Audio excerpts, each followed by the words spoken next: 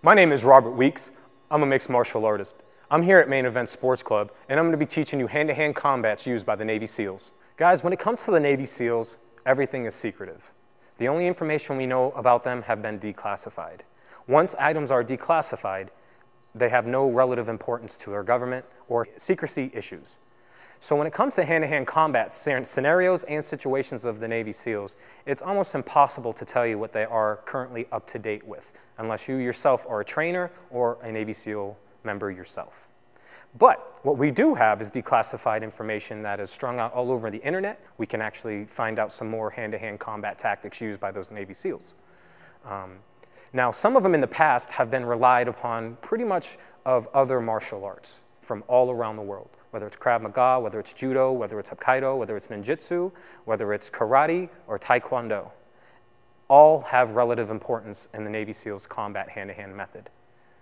Once again, because of the secrecy involved around the Navy SEALs, there's only a question of what's the current up-to-date status for hand-to-hand combat training. But some of the stuff that they've used before in the past have been a lot of pressure points, a lot of focal point training, a lot of leverage, and a lot of judo tosses. A lot of risk controlling, and pretty much a lot of stealthy assassin-like killing. A very standard and probably obsolete tool would probably be the standard judo or a regular hip toss. This is very pivotal because even as a powerful Navy soldier, you still get tired, you still get winded, and your opponent still looks for weaknesses to expel from you. The judo throw incorporates the movement of your attacker and builds it into an energy source for you to manipulate, not to create. When you create it, it takes energy. When you manipulate it, it takes no energy. It takes about a third of the energy. So you can imagine you're going to have a little bit more fight left in you after it's over.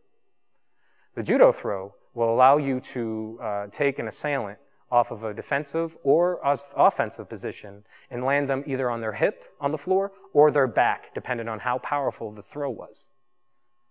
It's very important to get an assailant off of his feet and onto his back because that allows you enough time to decide what your next step is, and also to make sure that he's not going to reach around for a knife, a gun, or anything that can be used to harm you. Once you have your assailant on the floor, you're going to be looking to go for a lethal means of execution as humanly possible. If you subdue him and tie him up, he still runs the risk of getting out or being found later so that they can still coordinate a repel attack against you and your forces.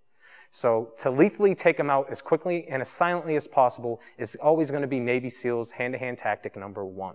When a Navy SEAL can find himself in a clinch position, no matter who you are, a clinch is never comfortable.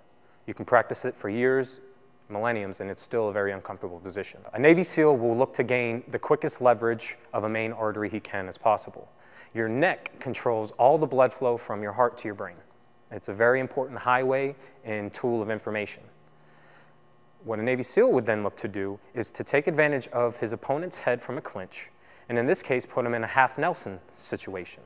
The half Nelson, once it's tight enough, will leave your assailant immobile.